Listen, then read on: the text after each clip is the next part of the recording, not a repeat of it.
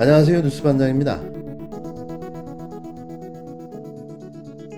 경기도의 공직 후보자가 이런 정치에 참전을 하는 거예요. 만약에 그 발언한 사람에 대해서 당신 정말 이거 사과 안 하면 내가 고발하겠다. 아니면 이거 진짜 문제다. 이렇게 얘기했다면 이렇게 문제가 복잡해지지 않습니다. 근데 이거를 보니까 이게 정치적으로 저쪽 팀이네 하고 정치적으로 공격한다고 이낙연 정치생명 얘기가 나온 거예요. 그러니까 이렇게 되면 이거는 완전히 옆에서 보면 이전투구 양상이 돼버리는데 저는 이건 아니다. 그래서 누가 잘못 따질 게 아니라 다 그만둬야 돼요. 그만두고 그리고 계속 우리 황교익 씨가 그런 식으로 정치적으로 참전을 하는 것처럼 보이면 그건 공직후보로 자격이 없는 겁니다. 그건 위험한 거예요. 지난 19일 KBS 사사건건에 출연한 더불어민주당 김종민 의원의 발언입니다. 김종민 의원이 이른바 황교익 논란에 대해 역시나 이낙연 후보 입장에서 우려의 목소리를 냈는데요. 이는 철저한 진영 논리를 바탕으로 자신이 몸담고 있는 이 후보 캠프에 대한 편들기로 보여집니다. 아주 묘한 화법으로 중립을 지키는 듯 말했지만 결국 모든 문제와 책임은 이재명 지사와 황교익 씨에게 있다는 주장이었는데요. 누가 먼저 잘못했나요? 누가 먼저 이 싸움을 시작했습니까? 이재명 지사의 인사 비판을 위해 황교익 막컬럼리스트를 비판하며 친일 논란까지 만들어낸 게 누군가요? 이게 황교익 씨의 잘못입니까? 여기에 19일 이해찬 민주당 전 대표의 중재 그리고 마지못한 이낙연 후보의 사과로 황교익 논란은 봉합 수순으로 들어갔는데요. 결국 20일 오전 그는 사퇴 의사를 밝히며 황교익 논란은 일단락됐습니다. 이 사건을 가장 객관적으로 보고 있는 김어준 총수의 지적이 날카롭습니다. 황교익 씨는 자신의 전문성으로 공개 절차를 통과한 전문가지 어제도 얘기했지만 캠프의 정치인이 아니잖아요. 예. 다른 캠프에서 그 내정 혹은 절차 혹은 자격 여부를 임명권자인 이재명 지사에게 물을 수 있어요.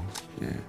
근데 거기까지만 했어야 했는데 개인을 인신 공격할 권리는 누구에게도 없는 거거든요. 황교익 씨는 그런 인신 공격이 있으니까 전문가로서 이제 커리어 명예가 공격받으니까 격하게 반응한 거고 저라도 그랬을 거예요. 예. 정치권이 저는 이참에 교훈을 좀 얻었으면 하는 게 정치인들끼리 할 말 못할 말 하는 건 상관없는데 정치가 큰일 난다고 생각해서 개인을 이렇게 함부로 취급하면 안 되는 겁니다. 개인을 인신공격할 권리는 어떤 누구에게도 없다. 정치가 마치 큰일을 하는 것처럼 생각해 개인을 이렇게 함부로 하지 말아야 한다. 시간이 지나면서 계속 드러나고 있는데요.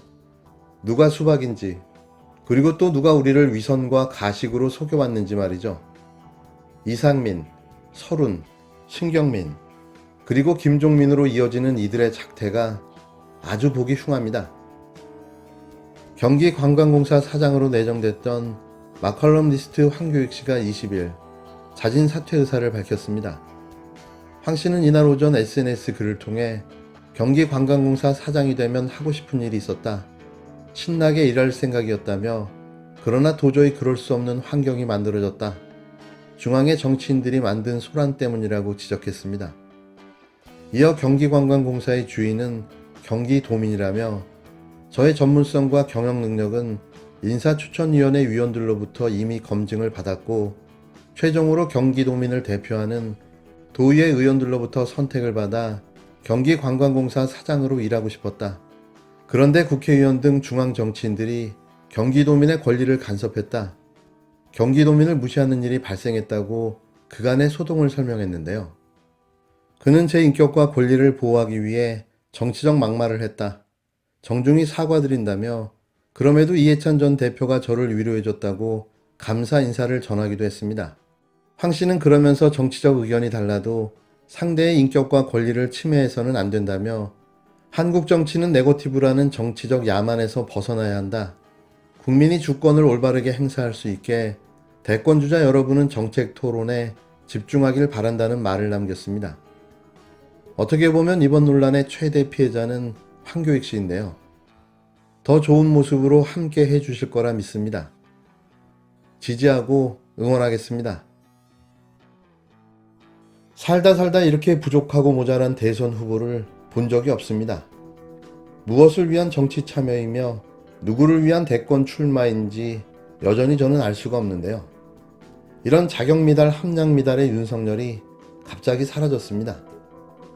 안중근 의사를 윤봉길 의사로 착각한 황당한 행보를 한 이후 갑자기 자맹에 들어갔는데요. 그는 이제서 자신의 지지율이 자신의 침묵에서 나온다는 사실을 자각한 듯합니다. 말을 하지 않음으로써 올라가는 지지율이라 이런 곰 같은 여우가 있나라는 생각을 하게 되는데요. 하지만 그게 먹힐까요? 무식이 탄로난 이상 이 침묵도 별 도움이 안 될 듯합니다. 국힘당 대선 주자인 윤석열 전 검찰청장이 자맹 모드에 들어갔습니다. 공개 일정을 확 줄이고 예민한 현안에 대한 발언도 멈췄는데요. 갑자기 꿀먹은 윤석열이 되어버렸습니다. 윤 전 청장 측은 조용한 외연 확장, 내실 다지기 시간이라고 설명하고 있는데요.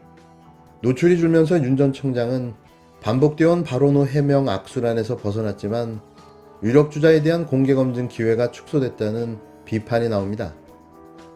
윤 전 청장은 휴가와 코로나19로 인한 자택 대기 등을 마치고 지난 10일 정치 행보를 재개했는데요. 19일까지 총 10일 중 6일은 공개 일정이 없었습니다. 지난 12일 코로나19 대책 마련을 위한 전문 간담회가 공개정책 행보로는 마지막이었는데요. 이날도 물론 우한 바이러스라는 말로 구설수에 올랐습니다. 이후 사전 공지된 공개 일정은 광복절과 김대중 전 대통령 12주기 참배 일정에 그쳤는데요. 윤 전 청장은 검찰청장 퇴임 후 자맹을 이어가다 지난 6월 정치 참여 선언 후 광폭 행보를 해왔습니다. 최근엔 또다시 자맹으로 들어간 모습인데요. 윤 전 청장의 이 같은 행보는 대선 주자로서는 아주 이례적입니다. 통상 대선 주자들이 여러 지역을 돌며 대민 접촉을 넓히고 정치적 메시지를 확산하려는 것과 큰 차이를 보이고 있는데요. 이 같은 선택에는 전략적 고려가 깔려 있는 거죠. 이번 달 말 당 경선 버스가 출발하면 주자들의 행보가 버스 스케줄에 다소 제약을 받을 수밖에는 없는데요. 윤 전 청장은 버스 출발 전 여러 인사를 물밑 접촉하며 캠프를 확장 재정비하는데 공을 들이는 중인 겁니다. 공개 발언을 줄여 논란에서 거리두기를 하려는 기류도 감지되는데요. 윤 전 청장은 지난 12일 신지호 캠프 정무실장의 탄핵 발언 논란에 대해 당 화합을 저해하는 언동을 해서는 안 된다고 발언한 뒤 당 내용에 대해 침묵으로 일관하고 있습니다. 이준석 대표의 통화 녹취록 유출 논란에도 직접 발언하지 않았는데요. 페미니즘, 후쿠시마 원전 방사능, 부정식품 등 윤 전 청장 공개 발언이 설화로 이어지는 고리를 끊어내려는 시도로 보는 해석도 있습니다. 윤 전 캠프 관계자는 갈등 때문에 공개 일정을 줄인 것은 아니지만 집안 싸움으로 비친이 되도록 말을 아끼려 하고 있다면서 경선이 시작되면 공개 검증 기회는 차고 넘치게 주어질 거라고 생각한다고 말했습니다.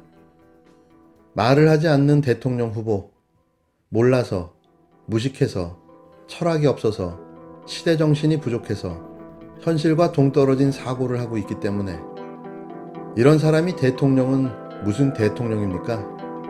국가가 위험해질 수도 있습니다.